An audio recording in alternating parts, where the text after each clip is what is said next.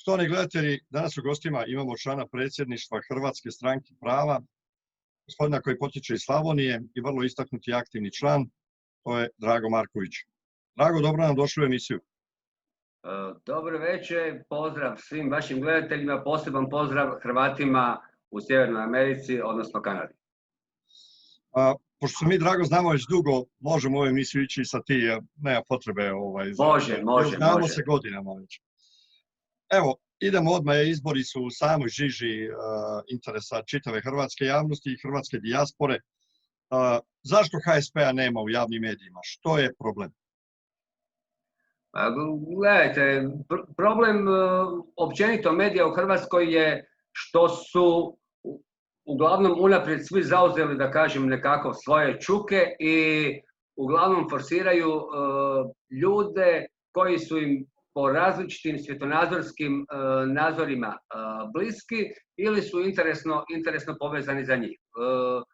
Hrvatska stranka prava je uvijek stojala na tvrdim hrvatskim pozicijama. To mnogima u Hrvatskoj ne odgovara, mnogi u Hrvatskoj ne žele čuti istinu, mnogi ne žele suočiti se s tom istinom. Naši koalicijski partneri na ovim izborima, Neovisni za Hrvatsku i Generacija obnove, a da kažem samo njima, to je jedna mlada, dobra ekipa koja djeluje uglavnom na području Zagreba i Primorsko-goranske županije, su na istim takvim pozicijama koje su manje više iste ili slične i normalno je da mnogima u Hrvatskoj ne odgovara da im se kaže istina u lice, jer bi se moglo dogoditi da na izborima prođu jako loše i uglavnom to je jedan od razloga da Hrvatske stranke prava, odnosno ove koalicije, nema toliko u medijima. Druga stvar je, negdje se nas i pušta u medije na, ajde manje više nekakvim lokalnim razinama, gdje postoje, ajde ipak nekakvi, ajde ja bi to nazvao prije onako prijateljski odnosi između naših dužnosnika na terenu i lokalnih medija, pa evo uspijemo negdje doći u medije, ali to nikako ne zadovoljava ni naše potrebe, a ni naš stvarni utjecaj u Republici Hrvatskoj. Praktično HSP u blokadi.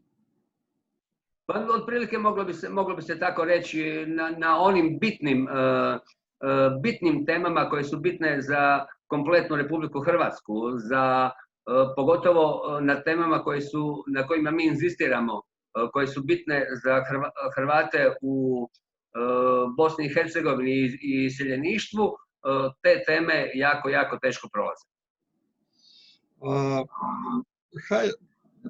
Globalno gledano, HSP je dosta bio aktivno u ekonomskim programima, ekonomija su stvari i gospodarstvo su stvari uglavnom središtu pozornosti hrvatske javnosti. To nije korona kako HDZ želi prikazati, jer korona se dogodila prije mjesec dana.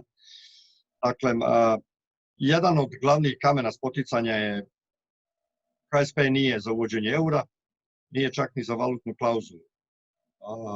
Sad se to čuje da i Domovinski pokret isto tako otprilike to tumači, jer oni u stvari kopiraju HSP. U nekim dijelovima priče HSP ne da kopira Domovinski pokret. Mi smo i ja i vi svjedoci u nekakvih situacija gdje naš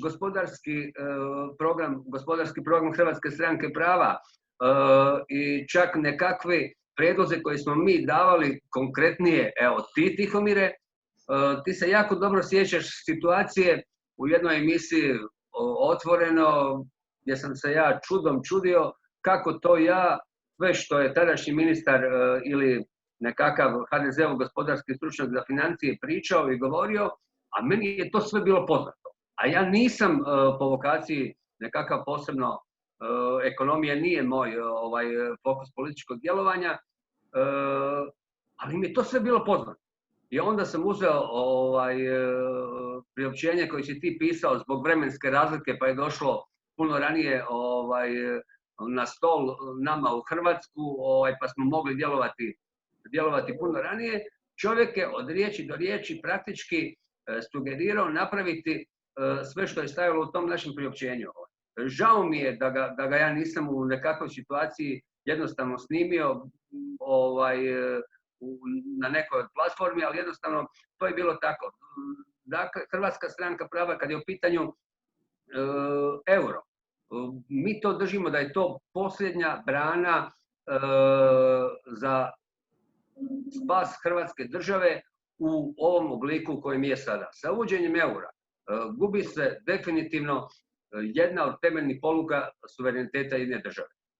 Mi smo vidjeli neki dan u nekakvim emisijama gdje su, konkretnije emisija Otvoreno, gdje su se sučelili gospodarski stručnjaci iz HDZ-a, SDP-a, Mosta i Domovinskog pokreta Miroslava Škore, gdje su svi odreda bili za uvođenje eura, uz izuzetak gospodina Kraljevića iz Mosta, koji je isto bio za uvođenje eura, ali on je ipak tražio da se narod u Hrvatskoj na referendumu izjasni o tome, a kad je u pitanju pozicija vladajućih u Hrvatskoj, oni su na poziciji da smo mi praktički sa referendumom o ulasku u Europsku uniju pristali i na sve ono što ta Europska unija nosi za sobom, pa naš premijer tumači da referendum o ulasku u Europsku uniju smo mi već praktički odlučili o uvođenju eura u Republici Hrvatskoj, što ja držim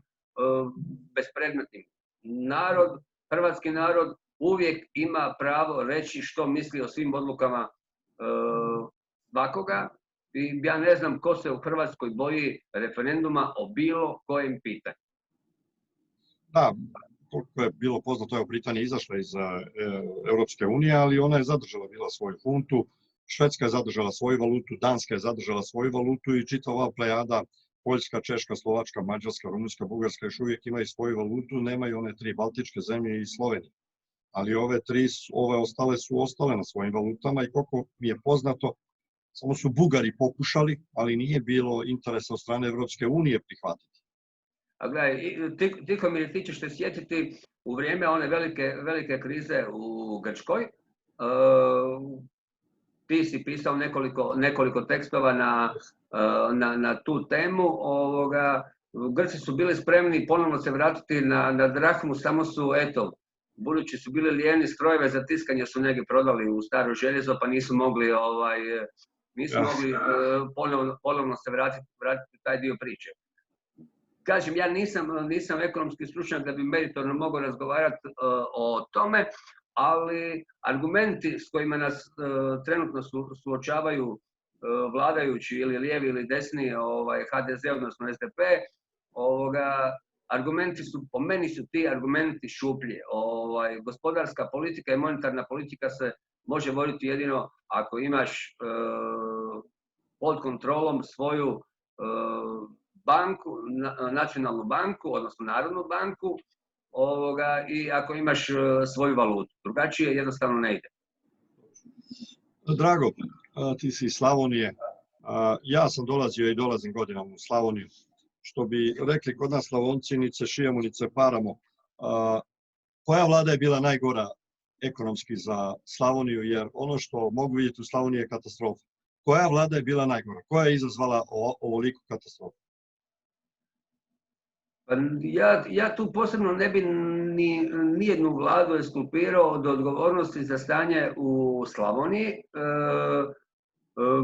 Bilo je tu, uglavnom kad mi pričamo o Slavoniji, uglavnom se tu priča svodi na priču o poljoprivredi i prehrambenoj industriji. Po tom pitanju najveći cirkus su napravili ovi iz vlade Zorana Milanovića, gdje je ta poljoprivredno-prehrambena politika vođena doslovce katastrofalno.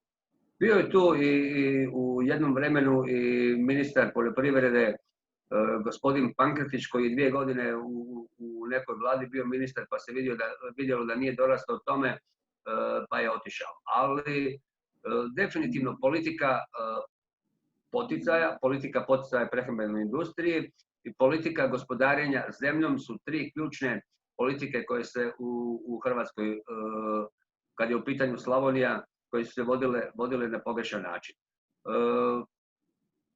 ova vlada, evo da ne budemo onako skroz pesimistični, ova vlada je, ako ništa drugo u onome EPP-u napravila je priču koju je kolokvijalno nazvala projekt Slavonija, gdje se ipak negdje u medijskom prostoru samim tim se nešto napravilo, ukazalo se na jedno nepostojeće stanje, jer nije tajna i u izbornoj promidžbi danas to svi koriste kao evo vratit ćemo mi mlade, ne znam, koji su otišli u Irsku ili Njemačku, ali to se bez temeljnog zaokreta u svim politikama jednostavno ne može napraviti. Ne može se napraviti jer kako ćeš vratiti čovjeka ako mu nisi osigurao posao ili dao poticaj, ili ako je čovjek već i krenuo u nekakav privatan biznis, ako nije država stvorila nekakve bar temeljne preduvjete.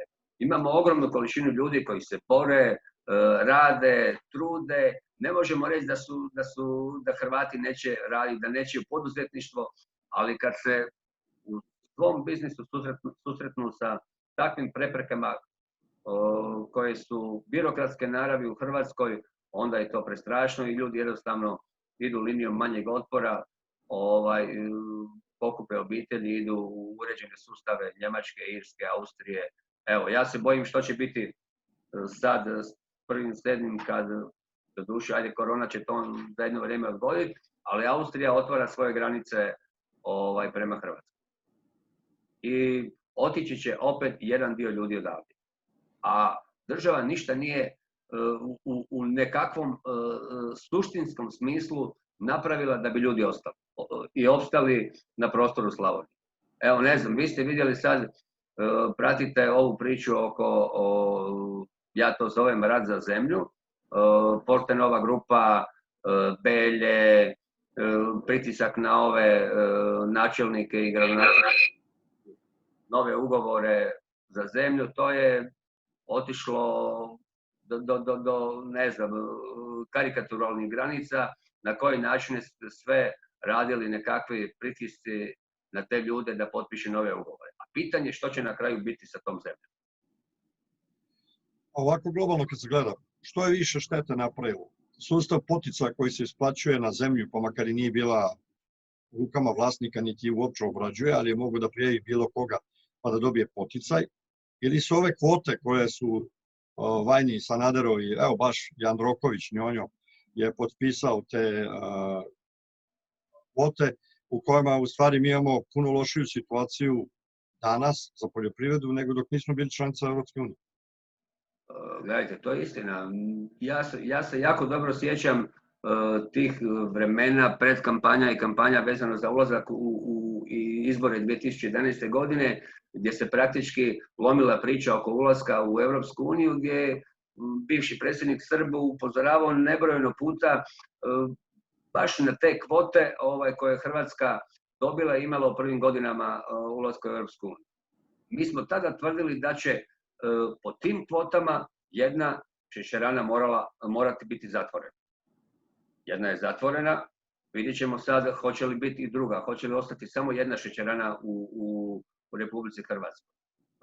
Mliječne kvote koje su ispregovarane, koje su, bile na 75% dostatnosti proizvodnje u Slavoniji, danas mi imamo ponovno da, što se tiče mlijeka, proizvodimo samo 50% onoga što Hrvatskoj treba. Možda jedna stvar na koja je bitna za upozoriti kad je u pitanju poljoprivreda, mi imamo danas dostatno 4 ili 5 stvari koje Hrvatska proizvodi, a da zadovoljavaju sve naše potrebe. Pšenica, kukuruz, jaja i tako dalje. Ali imamo jednu zanimljivu stvar, da Hrvatska godišnje uveze preko 100 milijuna eura pekarskih proizvoda. To je Bogu za plakat. 100 milijuna eura pekarskih proizvoda preko stranih trgovačkih lanaca.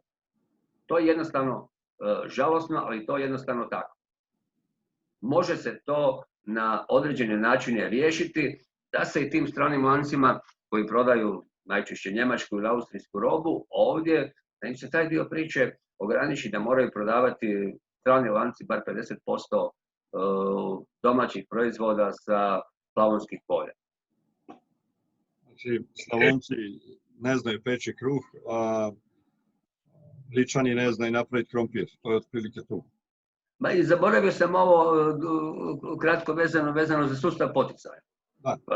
Vi ste vidjeli da se svi ministri u poljoprivrede ili padnu ili budu smijenjeni zbog nekakve priče oko poticaja. I sad ova priča dolje oko vjetroelektrana, spominju se tu nekakve zemlja, državni poticaj i ostalo.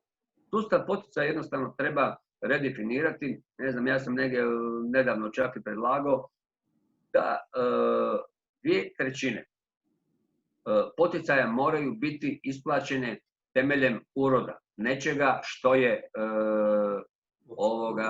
posijano, bilo to kukuruz, pšenica, povrće, voće ili bilo što drugo, a 1/3 samom činjenicom da čovjek to radi, ali on to mora raditi. Mogu se tu dogoditi i određeni problemi, elementarne nepogode itd., ali temeljni način da ljudi ostvare poticaj je da nešto proizvedu, bio to kilogram, ne znam, tona, komad ili kako ćemo to već mjeriti i da im se to na takav način plati. Samo će tako biti interes hrvatskim seljacima, proizvođačima da proizvedu što više, ali tu treba napraviti, prilagoditi određene druge sustave da ljudi imaju to kome prodati. Ali u Hrvatskoj to najčešće nije mjerilo, jer evo, paradoksalna situacija je da, kad smo spomenuli ovu državnu zemlju, poticaj na, ne znam, pšenicu, kukuruz je između, ne znam, 1600-700 do 2300 kuna po hektaru, a oni su plaćali najam, recimo, debelo ispod te cijene za državnu zemlju. Praktički su od države prebijali te novce vezano za najam zemlje i to se jednostavno suštinski mora promijeniti. Ne možeš nekome dati državnu zemlju, dati mu poticaje, a najam te zemlje je bagatelan. Svi bi u Hrvatskoj htjeli po tim uvjetima iznajmiti zemlju. Ajmo samo za 1 milimetar, da ne budemo striktno usmjereni na samo jednu, da kažem, regiju, iako ne volim da kažem tu riječ, samo na našu Slavoniju, ali recimo gledao sam za postupak za dobitak bespovratnog novca iz EU fondova. To je napisano negdje na 36 strana, a upute za korisnike je na 20, pa to je još malo pa ko roman Ante Kovačića u registraturi. Iskreno rečeno, ja sam doktor ekonomskih znanosti, ali sumnjam da bi se snašao u tolikoj masi papirologije koja je samo tobož informativnog tipa, gdje je ono drugo. Je li postoji u Hrvatskoj, neovisno sad da li je ova ili ona županija, postoji u Hrvatskoj neki ured, nešto tko će pomoći ljudima koji imaju ideju, koji bi učinili neki projekt, da jednostavno isplivaju uspješno iz te papirologije koja je nametnuta? Gledajte, u Hrvatskoj najčešće u županijskim upravama postoje ti uredi koji se bave, ajde, kolokvijalno rečeno, privlačenjem ili povlačenjem novaca iz Europske unije. Pravila koja su tu nametnuta su toliko birokratizirana, ponekad je u različitim projektima jako malo novaca i onda u strahu od pogreške najčešće se angažiraju profesionalci izvana koji odrađuju projekte i za županije i za gradove i onda se u principu najčešće vidi rukopis određenih ljudi koji znaju napraviti dobre projekte, koji znaju povući novce u pojedinim gradovima. Vi imate neke situacije da imate, ne znam, u Republici Hrvatskoj preko 100 općina ili gradova da nisu povukli kune ovoga europskog novca. Tu postoji problem fiskalnih kapaciteta, jer Europska unija ili svi ti projekti su vezani i za jedan dio novaca koje lokalna zajednica treba napraviti, odnosno dati, ali meni je tu puno veći problem kad smo se evo dotakli pitanja eura i europskih fondova, europskih novaca, da evo osim Pelješkog mosta država nije izvukla negdje veću i jaču količinu novaca, a prilike definitivno bilo i prilike postoje, samo neko treba to jako gurati. Evo kad je u pitanju, evo konkretno, ajde ja živim u Slavoniji pa ću se bazirati na taj dio priče.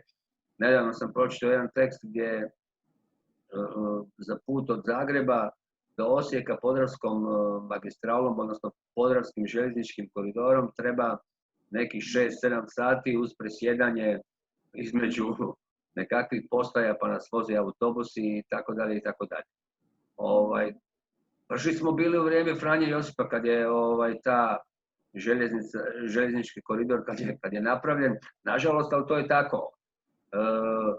Vremena je bilo, novci čak u ovom sustavu koji bi sufinancirali izradu svih tih projekata i dali nekakav vjetar u leđa u sustavu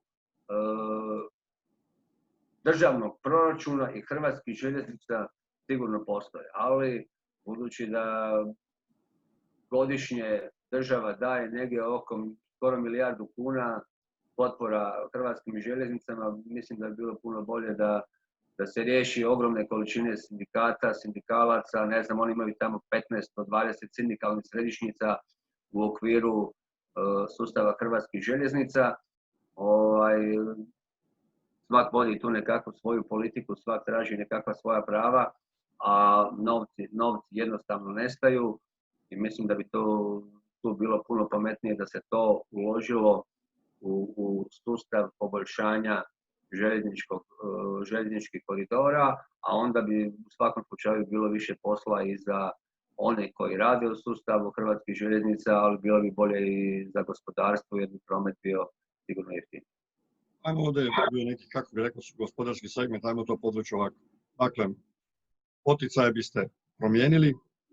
Tako je. Redefinirali totalno. Pojednostavili biste proces dobijanja novca iz EU fondova. To je, ja sam sam bio zastupao tezu da Hrvatska ne treba ući u Europsku uniju. To je bila politička pozicija Hrvatske stranke prava vezano za ulazak Hrvatske u Europsku uniju. Ali sad kad već jesmo unutra, mnogi će reći, zašto ti sad ovo, kad smo već unutra, onda ajmo iskoristiti sve mogućnosti koje nam stoje na raspolaganju. Da ne bi jednog dana u svaku tvorinu koju smo mi ušli, ona se raspala. Neće ni ova dugo. Ja baš ne vjerujem u Europsku uniju, svi pokazatelji govore onako, nisu Britanci ludi. Znaju oni unaprijed predvidjeti 6 koraka za razliku od Hrvata koji ne vide ni 3 koraka iza sebe.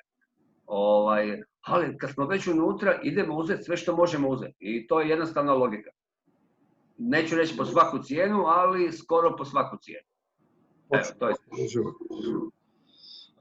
Ajmo sada na izbore. Izborni sustav je očajan. Dakle, ja ću to parafrazirati. Otprilike, dakle, veliki mag stavi nositelja izborne liste, on nikad nije izabran svog članstva, a onda, zato što je bio dobar poltron velikom magu, a onda taj malo manji mag stavi svoji 14, 13, već koliko bude na listu, zato što su oni dobri poltroni njemu. I onda u suštini se sve svodi na to da onaj veliki mag u Saboru pucne sa Korbačem i oni svi dižu rukicu kako je on to zapovjedio. Niko tu ne predstavlja narod, niko nema veze. Hoće li HSP ako dođe na vlast to promijeniti? Može li HSP tu nešto promijeniti? Kad bi došao na vlast? Definitivno. Ja evo tvrdim geneza, dobar dio geneze problema u Republici Hrvatskoj su dva zakona. Prvi je zakon o političkim strankama, drugi je zakon o izborima u Hrvatskoj. Zakon o političkim strankama daje predsjednicima stranaka, kad jednom budu izabrani, neću reći pa apsolutnu vlast. Ta vlast se možda najbolje vidi ili očituje u činjenici da, evo sad, baš ovo što ste rekli, po hrvatskom, a opet se veže na hrvatski izborni zakon, pogotovo ove najbitnije izbore za Sabor Republike Hrvatske, gdje se ipak odlučuje o sudbini države. Ono što potpiše predsjednik stranke bilo koje, to može ići na izbore. Ono što predsjednik ne potpiše, a mogu oni svi predlagati što god hoće i kako god hoće. Ali ono što predsjednik potpiše i stavi pečat, na takav način se kreiraju liste sa manje ili više uspjeha i onda se jednostavno ti ljudi koji jesu stavljeni na liste jednostavno su dužni onome koji ih je tamo stavio i mi imamo standardne probleme da u Sabor Republike Hrvatske dolaze ljudi po nekakvoj inerciji. Ogromna količina ljudi da nisu članovi najvećih hrvatskih stranaka HDZ-a i SDP-a, u bilo kojoj drugoj političkoj opciji Sabor bi vidjeli samo na razglednici. Ali evo, neki su upali unutra igrom slučaja, neki su dobri sa šefovima i tako dalje i tako dalje. Izborni sustav se mora jednostavno redefinirati. Svi, evo, s kim god pričate danas u Hrvatskoj, svi su suglasni da je posljednji saziv Sabora, ovaj sad što je raspušten, da Hrvatska nije imala lošiji u personalnom smislu saziv Sabora. Mi se svi sjećamo Sabora iz onih prvih godina uvođenja demokracije u Hrvatskoj, tamo su sjedili ljudi od formata. Danas sjede ljudi od zanata, političkog zanata. Ljudi koji su ili koji će napraviti sve da bi se dočepali saborske fotelje, ne znam, evo, da bi ih mogli se tati i mami pohvaliti, joj, tvoj sin je saborski zastupnik. Mislim, imate i takvih situacija. Izborni zakon, jednostavno, i sustav, kompletno sustav izbora, različitih tu ima prijedloga. Recimo, moj temeljni prijedlog koji bi ja predložio kad su u pitanju izbori, kompletna Republika Hrvatska, jedna izborna jedinica, broj saborskih mandata do 100, ukidanje donta, proporcionalna zastupljenost svih. Ko god osvoji dovoljan broj glasova, ali uz uvjet da se predizborne koalicije ukinu. Toga ne bi bilo u mom izbornom sustavu. Kad je u pitanju hrvatsko iseljeništvo na prostoru i Sjeverne Amerike, Južne Amerike, Australije ili Zapadne Europe, oni su, svi koji su hrvatski državljani, imali bi pravo glasa i sukladno broju, odnosno vrijednosti jednog mandata u Republici Hrvatskoj, prosječnoj vrijednosti jednog mandata u Republici Hrvatskoj, obzirom na broj ljudi koji će izići na izbore u dijaspori, a mi sad imamo negdje u onoj staroj dijaspori, ne ovoj najnovijoj koja je otišla zadnjih 10 godina, preko 400.000 ljudi, minimum ljudi iz dijaspore po tim elementima i parametrima bi bio minimalno 10. Ako jedan saborski mandat u Hrvatskoj vrijedi između 12 i 14 tisuća glasova. Dijaspora bi, ali bi ih tražio i zahtijevao da budu ti ljudi iz prostora gdje će oni stvarno ljudi zastupati. Mi najčešće danas imamo situaciju zbog činjenice da najviše ljudi izlazi u Bosni i Hercegovini, da imamo zastupnike dijaspore izabrane na prostoru Bosne i Hercegovine. Što je ipak onako debelo pogrešno. Kad je zadnji put bio netko iz Australije ili iz Kanade? Evo, u Kanadi vi imate brojnu hrvatsku zajednicu tamo, ne znam, je li jednom saborski zastupnik bio čovjek koji je došao iz Kanade na listi bilo koje stranke za dijasporu? Ne, nije. Znam da je bio u politici iz Kanade, recimo bivši ministar zdravstva je podrijetlom iz Kanade, znam da je gospodin Glasnović podrijetlom iz Kanade, ne znam da li je on temeljem toga došao na listu, da li je kao bio kandidat za Bosnu i Hercegovinu ili kandidat za Kanadu. To ne znam, to stvarno ne znam, samo znam da se... On je bio kandidat u 11. izbornoj jedinici gdje se biraju predstavnici Hrvata izvan Hrvatske. Ja. I, nažalost, nekakvim lošim paktom Jadranke Kosor i tadašnjeg HDZ-a vezano za izmjene Ustava i lošim pregovaranjem sa SDP-om, nažalost, broj zastupnika u izvan domovinstvu je smanjen na broj 3, što je po meni sramotno. Jednostavno sramotno. Mi ako znamo da danas negdje izvan Hrvatske ima negdje oko praktički ljudi koji su podrijetlom Hrvati, negdje kao i u domicilnoj državi, 3 zastupnika ne predstavljaju u okviru Hrvatskog sabora puno, ali obzirom na brojnost hrvatske dijaspore, broj zastupnika, oni koji imaju stvarno hrvatsko državljanstvo, jer na parlamentarnim izborima glasuju državljani Republike Hrvatske, državljani neovisno o tome gdje žive, svako ko ima hrvatsko državljanstvo ima pravo na glasovanje za parlamentarne izbore. Obzirom na broj ljudi, dijaspora mora definitivno dobiti veći broj zastupnika i oni moraju biti distribuirani na način da netko predstavlja Australiju, neko predstavlja Južnu Ameriku, neko predstavlja Zapadnu Ameriku, neko predstavlja Zapadnu Europu, a netko će biti predstavnik Hrvata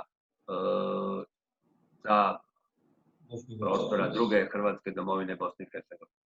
Drago, ne mislite li da bi Bosna i Hercegovina ipak trebala imati svoju posebnu izbornu jedinicu, je jednakopravnu kao i druge, iz prostog razloga što je Hrvatska potpisnica Dejtonskog sporazuma, a i ustavna obveza je Hrvatske skrbiti o pravima Hrvata u Bosni i Hercegovini, koje je nažalost jako očajno skrbi.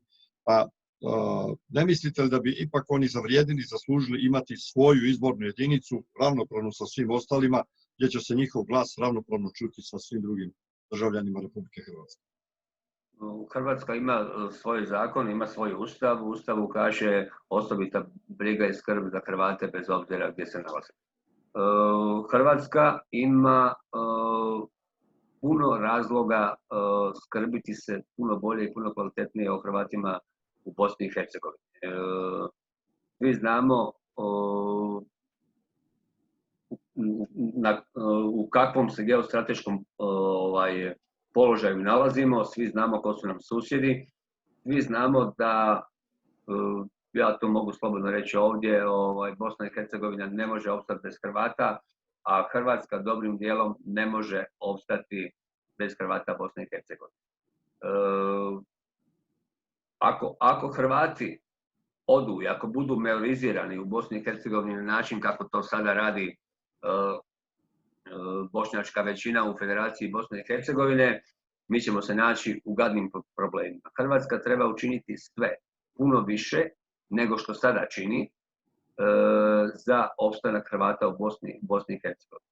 Tu govorim ne o onome da im, ne znam, transferira sad novce ovakve ili onakve, ali mora učiniti dodatne političke napore i ta politika mora biti kontinuirana. Ne smije ovisiti o činjenici je li na Markovu trgu vlada ovog centra ili onog centra.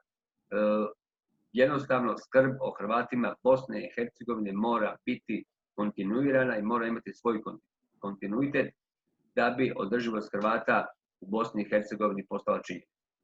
Ovo što sada vidimo, mene žalosti činjenica da neki ljudi koji pripadaju političkoj desnici, ili bar nominalno pripadaju političkoj desnici, ne vide kuda to u Bosni i Hercegovini vodi i što trebaju napraviti, ali zbog svoje komocije, zbog nekakvih sitnih interesa ili sitnih sinekura u Hrvatskoj nisu spremni podići svoj glas u zaštiti Hrvata Bosne i Hercegovine.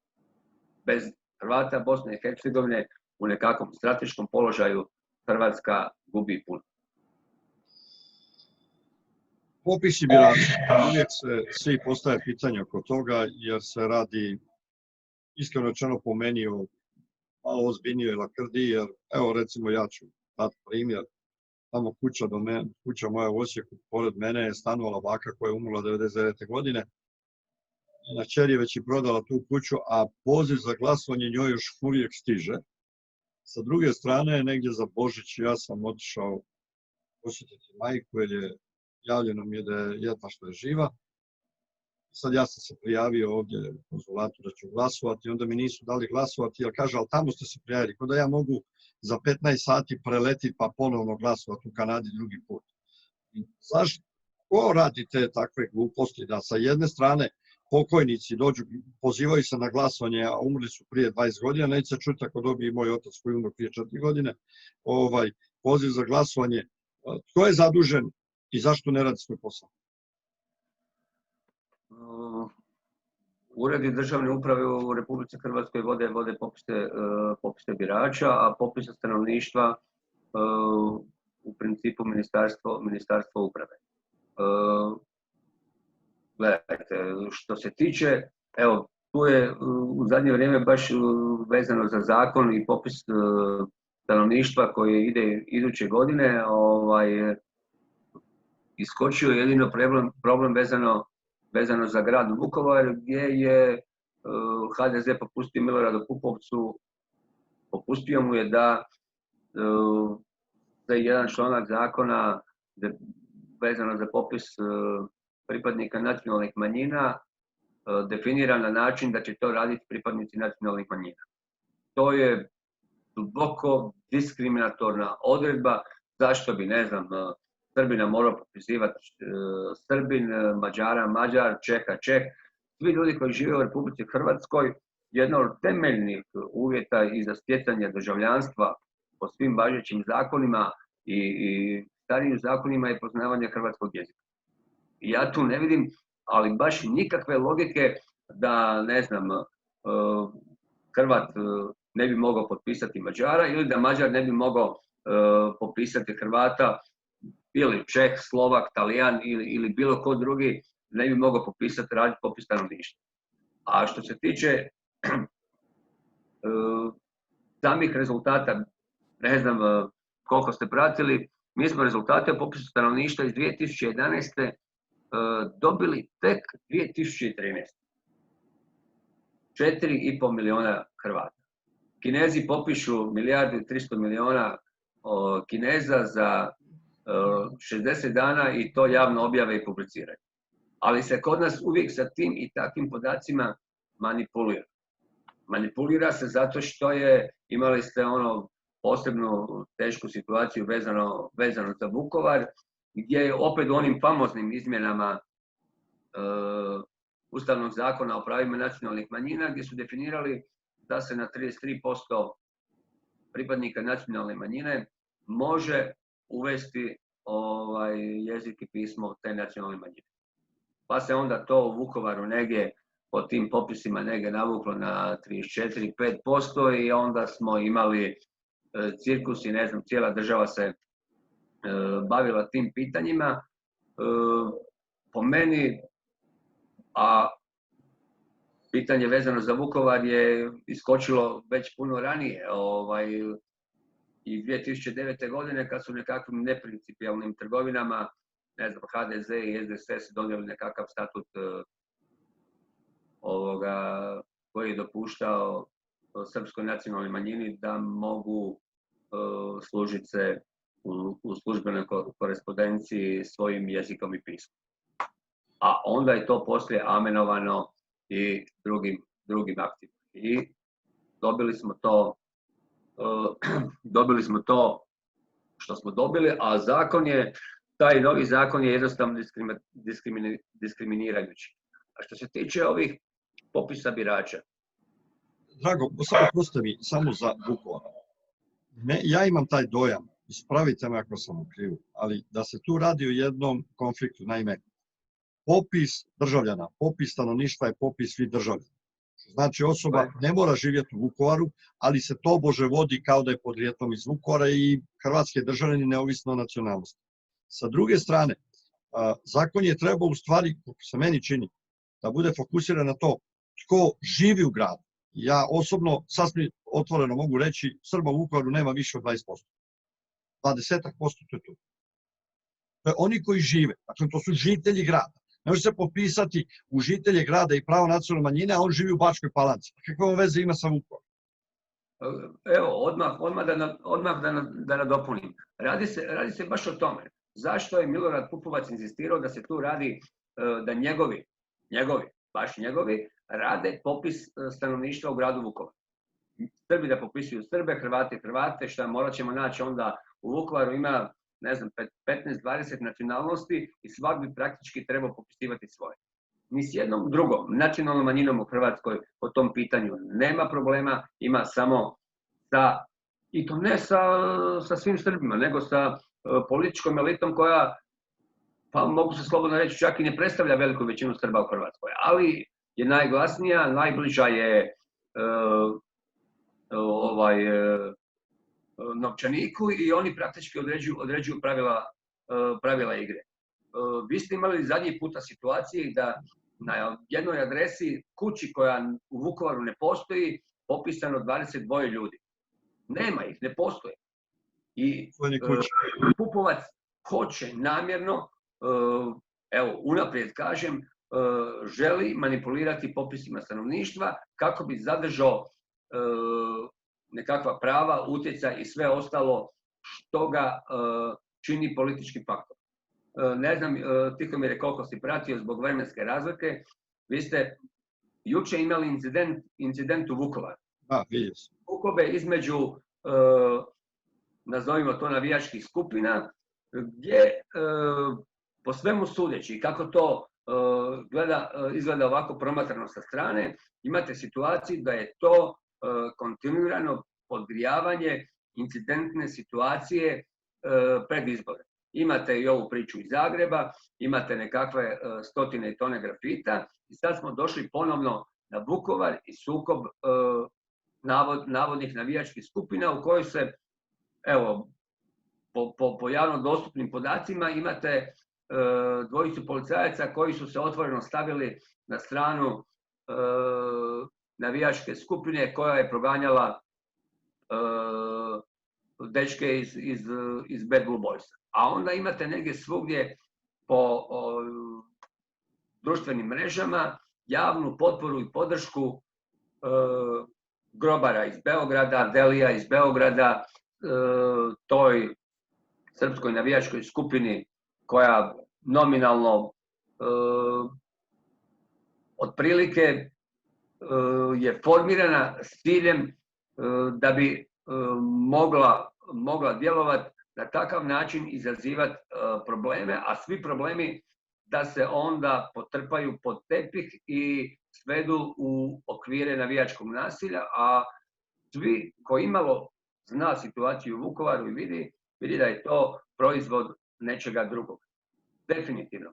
A hrvatska policija u Vukovaru se nije ponijela i ne ponaša se na način koji je adekvatan mogućnostima eskalacije te priče. Tu se jednostavno pošalju specijalci koji će pokupiti tu bandu koja izaziva nerede i jednostavno strpati ih na mjesto gdje ih treba strpati. Drugačije nema, drugačijeg načina nema.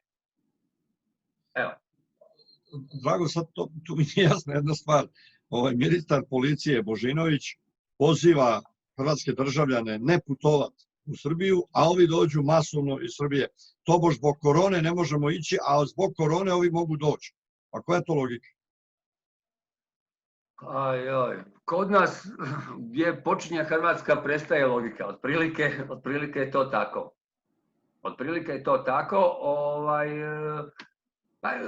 Vi ste svjedoci da su ovi izbori isforsirani, da smo imali na početku korona krize strašno velike medijske pritiske i uvjeravanje ljudi u nešto što ni oni akteri koji su uvjeravali ljude nisu vjerovali do kraja, a na kraju krajeva nisu baratali ni sa informacijama.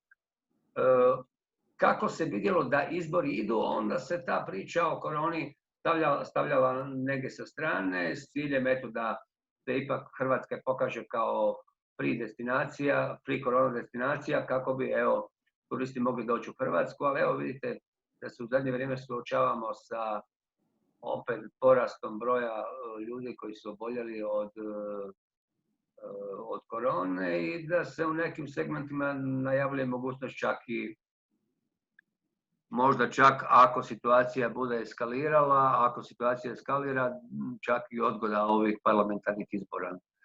Po onom starom dobrom običaju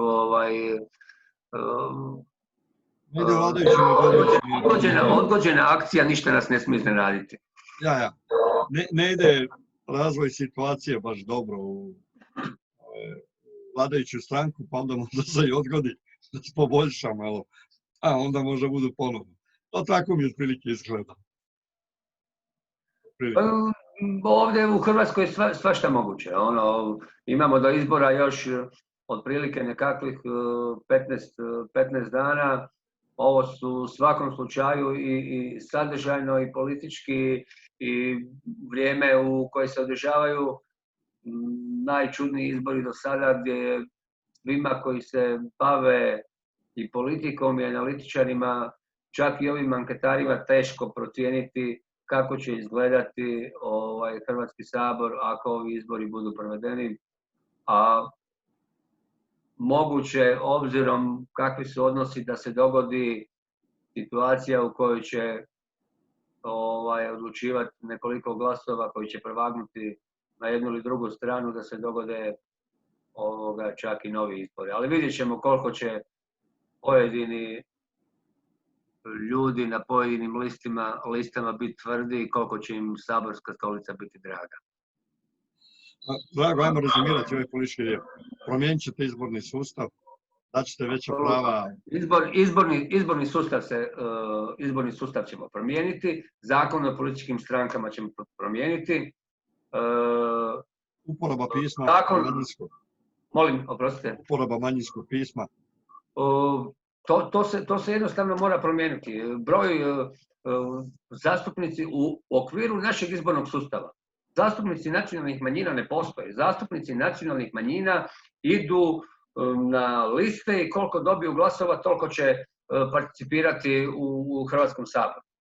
Po našem izbornom sustavu Srbi imaju šanse imati više zastupnika nego što imaju sada. Vi imate jedan temeljni nelegitimitet ljudi koji mogu odlučivati o sudbini države. Neprihvatljivo je u Hrvatskoj da netko koji je dobio 150, 200 ili 1500 glasova odlučuje o sudbini države, o sudbini većinskog naroda. Ne znam, ja sam negdje čuo priču, ne znam je li točna, nakon što je uspostavljena tadašnja Savezna Republika Njemačka, da su lijevi i desni bili negdje poravnati, ali su imali jednog saborskog njihovog bundes zastupnika iz Skitlanda gore, iz danske nacionalne manjine. I on je trebao odlučivati ko će vladati Njemačkom iduće 4 godine. Ljudi sa dugačkom demokratskom tradicijom, Danci, su bili pametni pa su rekli, vi ste Njemci većinski narod i vi se dogovorite ko će vladati Njemačkom. Neće Danci odlučivati ko će vladati Njemačkom. Isto tako, mi imamo u Hrvatskoj takvu situaciju. Ni u jednoj stvari koje su bitne za državu ne bi trebali odlučivati pripadnici nacionalnih manjina u Hrvatskoj. Oni bi trebali biti svjesni toga da, 10.000 Čeha i Slovaka ili 15-20.000 Mađara ili Roma ili Italijana, da oni ne trebaju odlučivati o sudbini Hrvatske a u Hrvatskoj je postavljeno izborni sustav i politički sustav su postavljeni tako da o njoj može odlučivati svako, a ne bi trebalo. Da, i dođemo u situaciju da jedan Furio Radin, ne postoji više nijedan Talijan u Hrvatskoj osim njega, koji će najvjerojatnije po svemu sudeći s nogama naprijed izaći iz Sabora, jer on smrt će ga zateći u fotelji dok je obnašao važnu dužnost za svoj džep. Moguće. Ja neću tvrditi da je nemoguće. U Hrvatskoj je sve moguće, ali mi konačno trebamo početi funkcionirati kao ozbiljna država. Kao ozbiljna država i kao ozbiljan narod. Mi postojimo već u demokratskom sustavu 30 godina. Mi se konačno trebamo ponašati na takav način, reći ovo je Hrvatska, ovdje vrijede takva pravila, utjecaje izvana trebamo svesti na najmanju moguću mjeru. Ako Hrvatska stranka prava bude u prilici odlučivati, ta pravila će se definitivno mijenjati. Meni je drago da smo ovdje izbjegli ovu priču vezano za sve ove povijesno-političke prijepore, jer Hrvatsku stranku prava uvijek trpaju u nekakve torove. Evo vama, vi se bavite, ne znam, ustaše, partizani, za dom spremni. To je nebitno. Ovo su izbori i ovo nema veze s tim. Ali takve teme nam uvijek nametnu. Mi se želimo baviti normalnim problemima normalnog prosječnog Hrvata. I imamo što o tome reći, imamo dovoljan broj pametnih ljudi koji znaju kako stvari i probleme detektirati i znaju i kako riješiti probleme. Evo, to je možda sukus cijele priče. A malo više medijskog prostora, evo ja zahvaljujem tebi da ste imali priliku danas razgovarati s tobom i evo, nadam se da će takvih prilika biti još i više. Evo za birače da ostavimo poruku da je HSP će se pojaviti na izbornoj listi Desna liga. Evo, ako mogu ja reći, Hrvatska stranka prava na ovim izborima izlazi u koaliciji sa Neovisnim za Hrvatsku i Generacijom obnove.